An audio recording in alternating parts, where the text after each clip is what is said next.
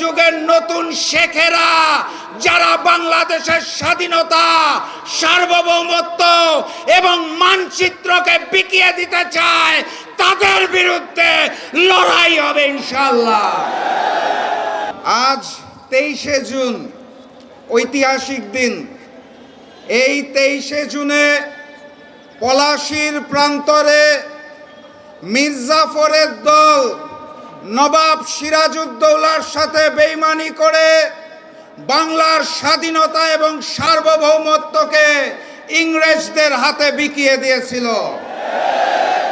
আজ সেই 23শে জুন, যেদিন অপরাজনৈতিক সন্ত্রাসী সংগঠন আওয়ামী লীগের জন্ম হয়েছিল, যেই আওয়ামী লীগ পলাশীর বেইমানির চেতনাকে ধারণ করে বাংলাদেশের জনগণের সাথে বেইমানি করে গুম খুন হত্যা করে গণহত্যা চালিয়ে বাংলাদেশের স্বাধীনতা এবং সার্বভৌমত্বকে হিন্দুস্তানের কাছে বিকিয়ে দিয়েছিল। আজকের এই 23শে জুনে এই ঐতিহাসিক বিজয়নগর পল্টনে আমাদের সকলকে শপথ নিতে হবে, এই যুগের নতুন মির্জাফরেরা, এই যুগের নতুন শেখেরা যারা বাংলাদেশের স্বাধীনতা, সার্বভৌমত্ব এবং মানচিত্রকে বিকিয়ে দিতে চায়, তাদের বিরুদ্ধে লড়াই হবে ইনশাআল্লাহ। আজকে আমরা এখানে সমবেত হয়েছি গুম খুন গণহত্যার বিচারের দাবিতে। কার কাছে বিচার চাই? আসল ফল থেকে তৈরি, সম্পূর্ণ প্রিজারভেটিভ মুক্ত ফ্রুটিকা, পিওর মানে ফ্রুটিকা।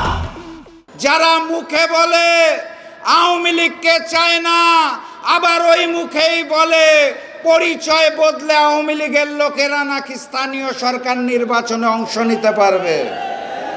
মুখে এক আর তলে তলে ওই হিন্দুস্তান আর আওয়ামী লীগের সাথে সম্পর্ক রেখে যারা নতুন ফ্যাসিজম কায়দা শুরু করেছে, তাদের কাছে বিচার চেয়ে কোনো লাভ নাই।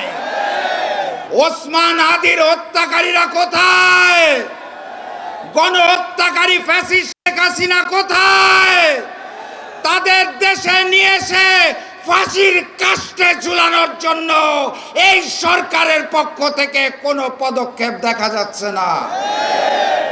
অতএব বিচার যদি চাইতে হয়, তাহলে আমিরে জামাত ডক্টর শফিকুর রহমান খুলনা সমাবেশে বলে দিয়েছেন, অনিবার্য বিপ্লবের প্রস্তুতি নেন।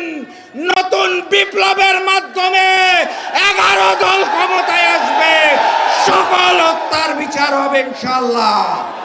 সবাই প্রস্তুত আছেন? দেখা হবে বিজয় ইনশাআল্লাহ।